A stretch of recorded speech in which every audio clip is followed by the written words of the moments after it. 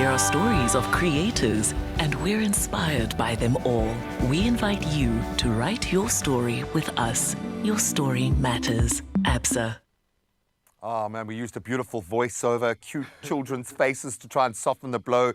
We're going to tackle a topic right now that hits home for many of us: anxiety around finances. Wow, what a wide net that casts. And while we often discuss mental health, the stress of making ends meet has got to be one of the biggest, hugest sources of worry for so many people. Yeah, 100% great. And if I can just put my hand up, I get really anxious whenever the topic of money comes up. I've discovered that it's actually a point of trauma for me. So I have to tread very lightly whenever I see dollar signs or randellas. And I'm so glad we're actually bringing this to the table and having this conversation, because it is all too easy to get so overwhelmed when you're counting down the days, especially until your next paycheck, especially with bills piling up around us and also unexpected expenses lurking around the corner. I mean, I just told these guys that I got into a mini accident on Friday, and I was like, oh, there's another thing. There we go again.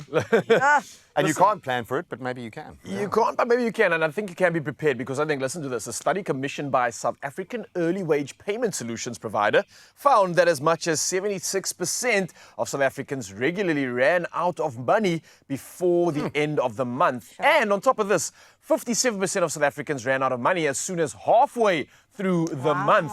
That's crazy, so guys. That's more than half. Now, we know cost of living has just skyrocketed recently. So that is one factor that kind of touches on everything. Yeah, for sure. If you look at rental prices, oh my God. I mean, there are places on our street that have risen in the last 4 years almost to the point of being double. Wow. Double the rent in 4 years. And I know there are mitigating factors. So, and that's just our baseline. Never mind the things that happen to us that are unexpected, like an accident, like a health issue, like a job situation changing.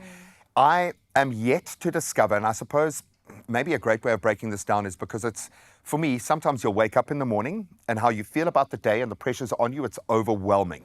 And we often talk about that all you can do is just get out of bed. That's like the challenge and the conquering of that moment. By the end of the day, you feel better about it because you've taken action and been able to do something about it. Your situation hasn't changed, but just by that action being taken, something does shift. So it's not that you're powerless in the space. You do and can still control your mindset. Yeah, you definitely can. But I mean, the number is absolutely alarming. Terrifying. The fact that more than half of South Africa is struggling with this means that more than half of South Africa is struggling with a lot of angst, a lot of crazy emotions as they wake up. And I think it's really important to try and figure out how are we going to get past that halfway mark? How do we get to the end of the month, really? Because, and it's a lot of us are in that position right now where it's like even a few days till payday and you're thinking, okay, I'm taking money from this pocket and I'm putting it in this pocket.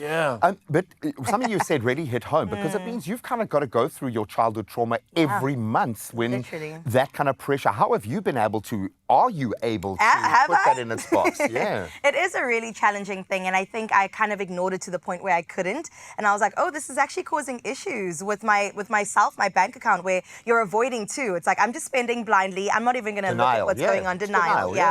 So I've had to really, like, even a small thing of checking in on my finances every single day, because these 20 rands add up, the 100 rands add up, you know, and then you get to the 28th and you're like, I can't even afford bread right now. So I've what do you mean, Google subscription for what? For what? And you know it always comes at the worst time. So I've just been with subscriptions too, a lot more conscious of what those little bits of money are being spent on, and really taking responsibility for myself, because I don't have my parents to be like, Carissa, no, Carissa, yes, it's up to me. So while we carry all of our parents' financial baggage as well, in terms of how we see money, how do you do it? You seem to have, in the last couple of years, really kind of got your ducks in a row. Okay, but then in lies a lot more financial expectation. It's not just a rental, it's your bond, it's a That is it. And I mean, initially just a commitment of something long-term like a bond or something is absolutely crazy. But I think what it forced me to do is really truly prioritize what's important. You now know that there's different levels of where your money needs to go. And there's always this is the first basket I've got to fill. Everything else is a luxury after that. So it's kind of in a weird way made it easier to focus all on like a big asset or something like a big project. It's simplified it to the point where it's like, everything goes back into this because at the end of the day, it's going to be of value. But somehow, can you work and plan it into account of it not being everything that you put in and still having something at the end of the day. So planning for me has been absolutely vital. Planning at the beginning of the month allows me to still somehow smile at the end of it when we're dealing with so much overwhelming external influence that's increasing every single day as we speak. And you'd be amazed at what you can sacrifice. You might not have to do a lot of the things that you feel kind of are the marker of your life and your happiness and all those things. Just go play in the sea. It's free. It's free, yeah. The problem is I like things, man. I love the fact we're all in the same boat, and these conversations are so important. So have that conversation with your partner, with a financial advisor, phone your bank if you need to just talk. Thoughtful financial planning can ease that month-end stress, as Rael said, and help you feel empowered with your money. Absolutely. And now with ABSA, your financial well-being is an absolute priority. Visit absa.co.za to discover tools and also resources designed to help you navigate your financial journey with confidence. There are stories of believers, and we're inspired by them all.